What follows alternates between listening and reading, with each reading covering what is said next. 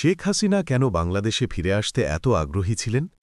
এটি বুঝতে হলে আমাদের দেশের রাজনীতির এক গুরুত্বপূর্ণ ঘটনার দিকে তাকাতে হবে।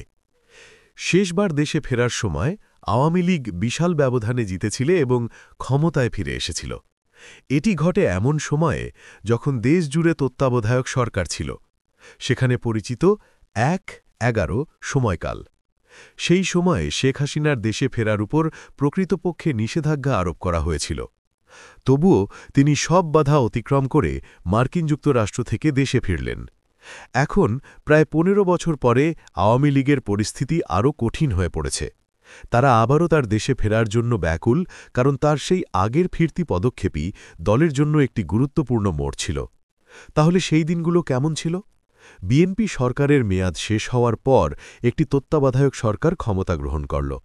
কিন্তু অভ্যন্তরীণ সমস্যা থাকার কারণে ১১ জানুয়ারি একটি নতুন বিশেষ সরকার ক্ষমতায় আসে, যাকে আমরা এখন ১-১১ সরকার বলে জানি। তাদের ক্ষমতা গ্রহণের পর তারা খালেদা জিয়া ও শেখ হাসিনাকে রাজনীতি থেকে দূরে সরানোর চেষ্টা করল। এটি পরিচিত হল -2 ফর্মুলা হিসেবে। সেই সময়ে শেখ হাসিনা তার অসুস্থ জামাতার কাছে দেখতে এবং নিজের চিকিৎসার জন্য মার্কিন যুক্তরাষ্ট্র যান। তিনি বিদেশে থাকাকালীন সরকার তাকে দেশে ফেরার উপর নিষেধাজ্ঞা আরোপ করল। এর উপরে তার বিরুদ্ধে চাঁদাবাজি সংক্রান্ত মামলা করা হয়। তাই তিনি সিদ্ধান্ত নিলেন তার সফর সংক্ষিপ্ত করে দেশে ফিরে মামলার মোকাবিলা করবেন। কিন্তু তিনি একের পর এক বাধার সম্মুখীন হলেন।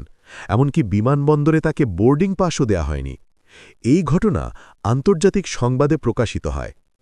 ৪১টি দেশের সংবাদপত্রে খবর আসে যে শেখ হাসিনাকে দেশে ফেরার অনুমতি দেয়া হয়নি।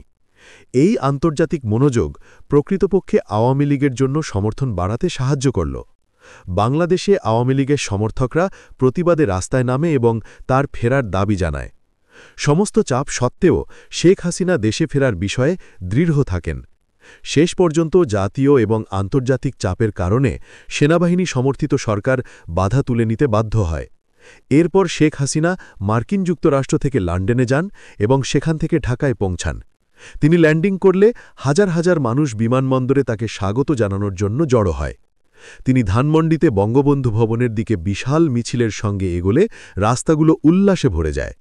অনেকে মনে করেন তার ফিরে আসা দেশের গণতন্ত্রের জন্য অত্যন্ত গুরুত্বপূর্ণ ছিল। তার ছাড়া আওয়ামী লীগ রাজনৈতিকভাবে টিকে থাকতে কষ্ট পেত। কিন্তু তার সমস্যা এখানেই শেষ হয়নি। ফিরে আসার কিছু সময় পরে তাকে তার ধানমন্ডির বাড়ি সুধা সদন থেকে ভোরের দিকে চাঁদাবাজি মামলা সংক্রান্ত কারণে গ্রেপ্তার করা হয়। তিনি সরাসরি আদালতে নেওয়া হয় এবং শুনানির পর শেরে বাংলা নগরের সংসদ এলাকা ভেতরে বিশেষ একটি সাব জেলে স্থানান্তরিত করা হয়। এই কঠিন সময়েও আওয়ামী লীগের ঐক্য এবং জনগণের সমর্থন আরও শক্তিশালী হয়। প্রায় ১ বছর কারাভোগের পর ১১ জুন তিনি জামিনে মুক্ত হন এবং চিকিৎসার জন্য বিদেশ যান। এরপর ঘটে নাটকীয় মোড়।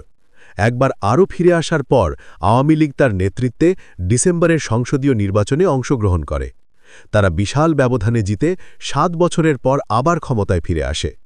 বেশিরভাগ রাজনৈতিক বিশ্লেষক একমত যে মে মাসে তার ফিরে আসাই ওই জয়ের সবচেয়ে বড় কারণ ছিল।